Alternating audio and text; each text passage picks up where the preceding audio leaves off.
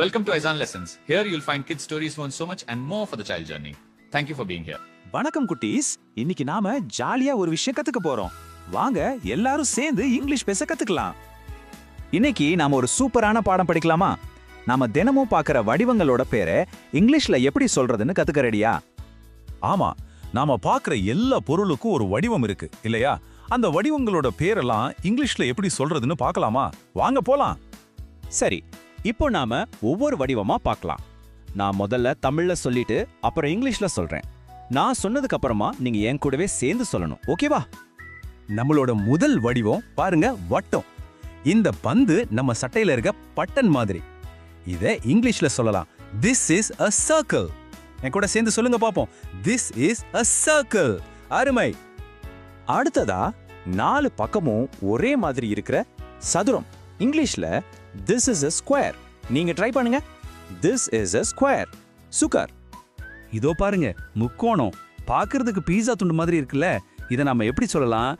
this is a triangle. இப்போ நீங்க சொல்லுங்க, this is a triangle. ரொம்ப நல்லா சொன்னீங்க. அடுத்து நம்ம வீட்டு கதவு டிவி மாதிரி இருக்கிற செவ்வகம். இங்கிலீஷ்ல இத this is a rectangle-னு சொல்லணும். சேர்ந்து சொல்லலாமா? this is a rectangle. பிரமாதம். இது என்னன்னு உங்களுக்கு கண்டிப்பா தெரியும். ஆமா, வானத்துல மின்னுமே அதேதான், நட்சத்திரம். இங்கிலீஷ்ல சொல்லலாமா? this is a star. இப்போ நீங்க மட்டும் சொல்லுங்க. வாவ், ரொம்ப அழகா சொன்னீங்க. கடைசியா இந்த அழகான இதயம். இங்கிலீஷ்ல this is a heart. என் கூட சேர்ந்து சொல்லுங்க, this is a heart. ரொம்ப நல்லா கத்துக்கிட்டீங்க.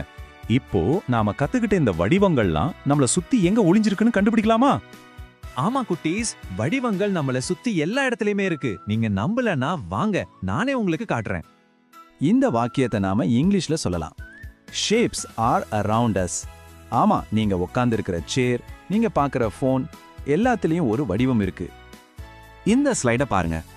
இங்க இருக்கிற பந்து எந்த வடிவம்? யோசிச்சு சொல்லுங்க பார்க்கலாம்.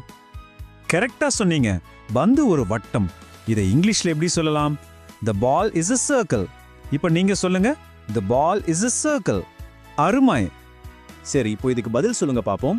இந்த புத்தகம் எந்த வடிவம்? நீங்க ரொம்ப ஸ்மார்ட். புத்தகம் ஒரு செவ்வகம். இங்கிலீஷ்ல the book is a rectangle.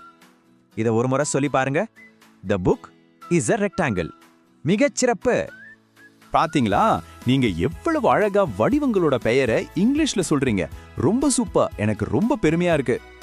இப்போ நீங்க எல்லாரும் ரொம்ப தைரியமா நல்ல சத்தமா இத சொல்லுங்க. I can name shapes in English. இன்னொரு முறை சொல்லுங்க, I can name shapes in English. ஆமா, உங்களால கண்டிப்பா முடியும். நாம கடைசியா ஒரு அழகான வாக்கியம் கத்துக்கலாம். இந்த வடிவங்கள் எல்லாம் நமக்கு படிக்கிறதுக்கும் விளையாடுறதுக்கும் ரொம்ப உதவுது. அதை இங்கிலீஷ்ல இப்படி சொல்லலாம், shapes help us learn and play. எல்லாரும் சேர்ந்து சொல்லுங்க பாப்போம். சூப்பர். நாம கத்துக்கிட்ட எல்லா வாக்கியங்களையும் ஒரு தடவை வேகமா சொல்லி பார்க்கலாமா? நான் சொல்ல சொல்ல நீங்களும் என் கூடவே சொல்லுங்க. ரெடியா? நான் வேகமா சொல்றேன், என் கூடவே சொல்லுங்க. This is a circle. This is a square. This is a triangle. This is a rectangle. This is a star. This is a heart. Shapes are around us. The ball is a circle. The book is a rectangle. I can name shapes in English. Shapes help us learn and play. Wow, ரொம்ப நல்லா சொன்னீங்க குழந்தைங்களே. நீங்க எல்லாரும் இப்போ சூப்பரா வடிவங்கள் பத்தி இங்கிலீஷ்ல பேசுறீங்க. ரொம்ப நல்லா கத்துக்கிட்டீங்க. இப்போ நீங்க உங்க அப்பா அம்மா கிட்ட, உங்க நண்பர்கள் கிட்ட வடிவங்களோட பேரை இங்கிலீஷ்ல சொல்லி அசத்தலாம்.